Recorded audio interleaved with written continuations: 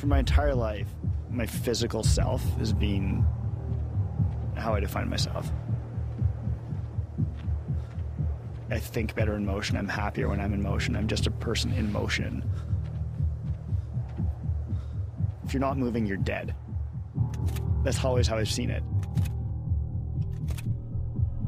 In a moment, I had that taken away from me.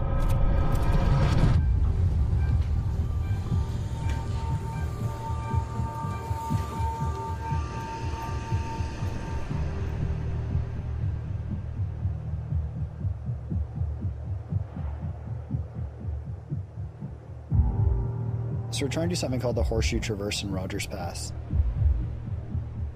Basically, it's a link up of 14 peaks. And you're either going along a series of ridges or you're moving across glacier.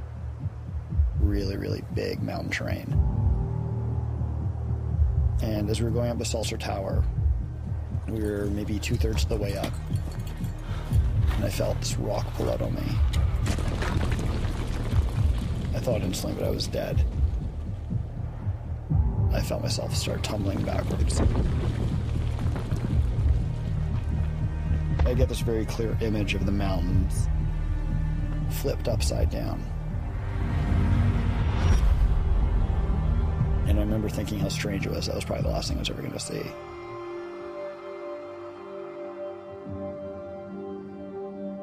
I was face down in a pile of rocks. In that moment, I just knew instinctively that not moving was the most important thing. Not moving was going to save my life. I'd broken my T8 to T11 vertebra. I'd sheared off the top of my iliac crest, which is the top of your hip bone, and had really deep lacerations down to the bone across my entire lower back.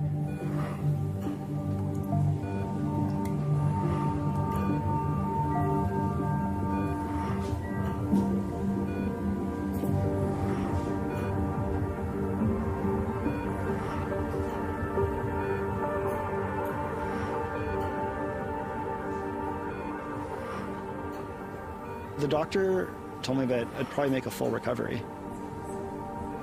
Do you know what a full recovery means to me? I might be able to do like some light sport, or does it mean I'm going to be the athlete I used to be?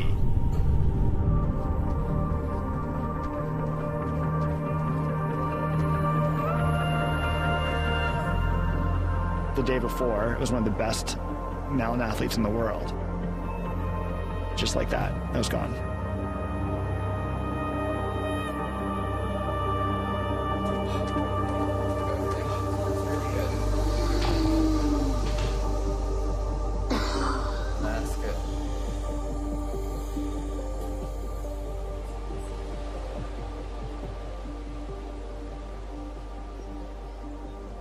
I quite quickly realized that I couldn't dwell on what my limitations were going to be.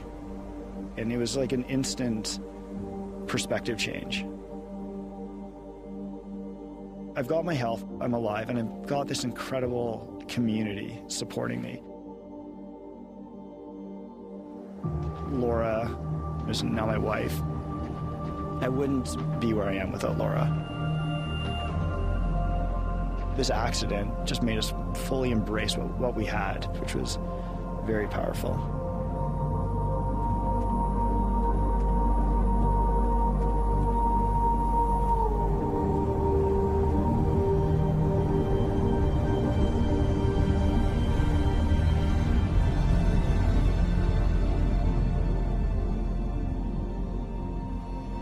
Hard rock really just goes back to the essence of ultra running.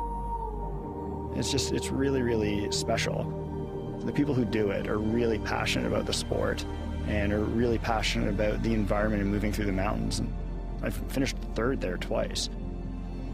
The odds of me actually being able to do this and getting in are like really slim, but I can't do it if I don't apply.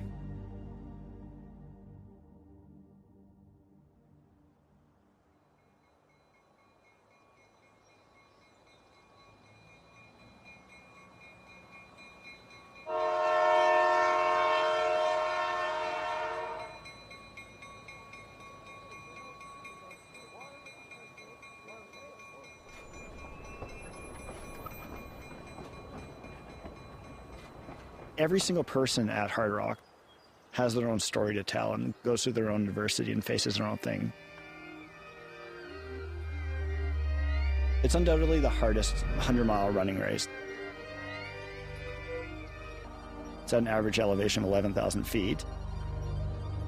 You've got 33,000 feet of elevation gain.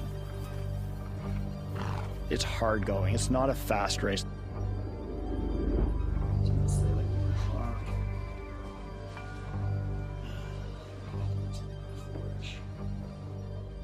Telluride to Chapman is pretty far. Mm-hmm. But there's 2 passes. That's the thing. Is you finally go over a pass and you drop down, and some people make the mistake of going left and they'll end up back in Telluride. You guys are both going to run with me from Telluride? I mean, that'd be fun. I'd like that. Yeah. Yeah. Would you guys want to do that? Sure. That to me would be like pretty wild. All right. So is everybody clear, like more or less, of what the plan is? Yeah. Makes sense to me. Yeah. Yeah.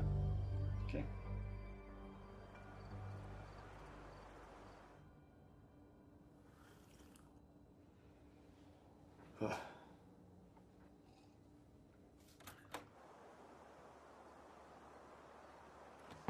Yeah, a lot of emotions out there for sure.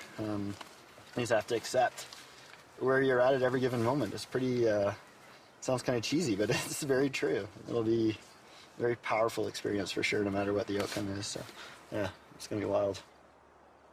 In the back of my mind the entire time, I was telling myself, okay, you're just there to try to accomplish this. Like, just finishing is going to be a huge feat. That'll be really impressive. But you can't take away your naturally competitive self.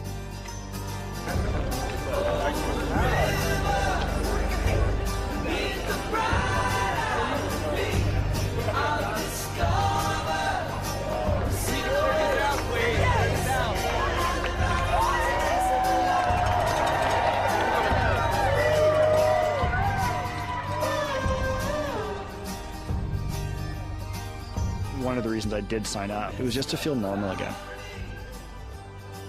I was sitting in this hospital bed, worried and scared about what my life was going to be like. And this is something that I would have done if I was normal.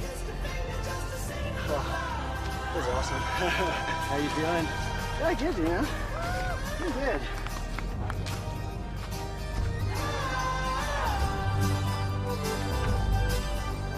I sort of slowly caught myself getting caught up and like, oh yeah, maybe I can't actually race this thing. Oh, maybe I can finish top 5, top 10. Like, it's not out of the realm.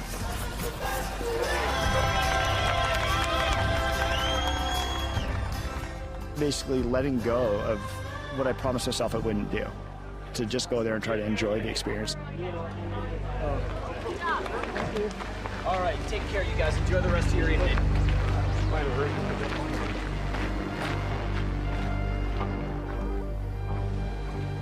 Something happened to my foot. Every step was just sheer agony. You have 1,000 emotions per mile. Why am I doing this? Why do you feel the need to do this? Why is your ego so big?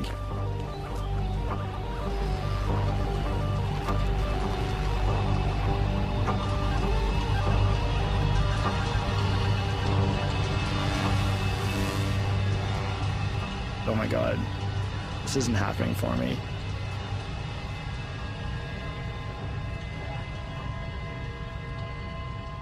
I was sitting there watching like my former self running away from me. You got this.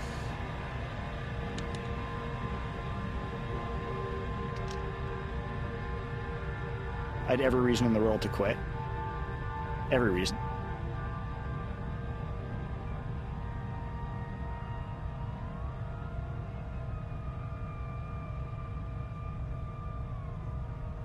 At the same time, it was something that I promised myself I was going to do and try to do, and I wanted to see if I could do it. I had to really accept what my body's new realities were relative to what they had been.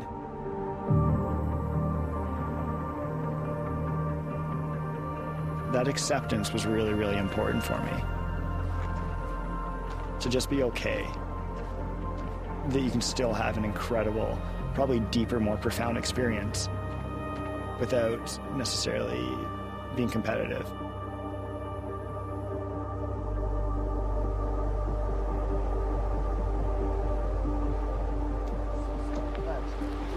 We're getting it done. We're almost there. My left one. Yeah, I was literally trying to call you and I didn't have any cell signal. But for some reason, Dakota.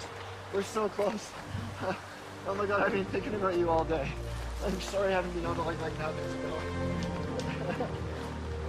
Yeah, he said. When you cross the river, you're essentially in town at that point. All of a sudden you round this corner and all my fellow competitors and the race organizers and spectators were standing there. That was a year's worth of emotions.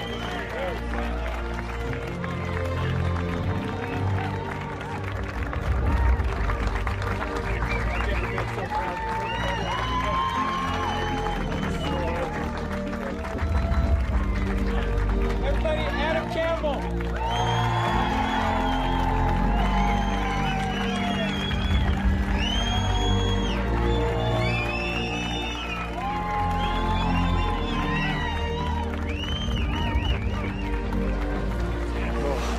So hard.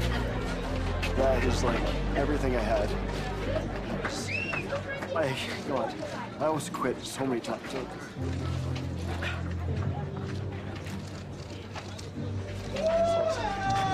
Thanks.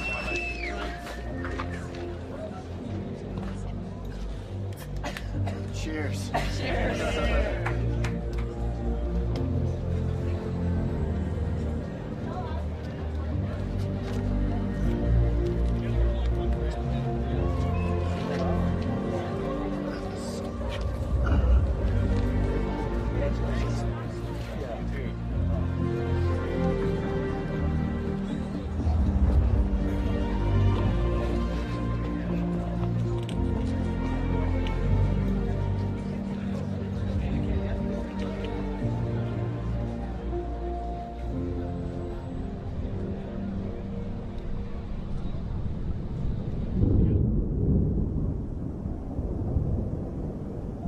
Moving and sport and activity, it's a form of escapism for a lot of us. And it's great to have that little relief. At the end of the day, when you're done your run, you've untied your shoes, life still happens. And this accident really had to make me deal with life. And that was really, really profound. And I think it made me a much better person. And so while movement and moving gives you life, there's a lot of other life as well to live.